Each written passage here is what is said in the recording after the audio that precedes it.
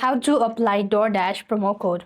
In order to apply DoorDash promo code for free delivery and items to your cart, you just have to add item to your cart, proceed to checkout. So first thing first, we want to open up your DoorDash app on your device. After which, you want to simply go to the home page and start adding item to your cart. You could select add to order at the bottom. You could just go ahead and select that like this, and you could just go ahead and select others as well and select add to it. Once you've added the product to your cart, you could go to the checkout page and scroll down to locate the promo code section. So basically now you could just go ahead and start adding in like this. Here it is. You could go with the medium and save options. After you've done this, you could scroll down and go for the checkout procedure, and there you can find the field where you could enter in a promo code and get certain amount of discount or benefit on your purchase as well.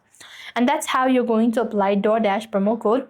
I hope the video was helpful. Make sure to like, share, and subscribe. Thank you for watching. See you in the next video.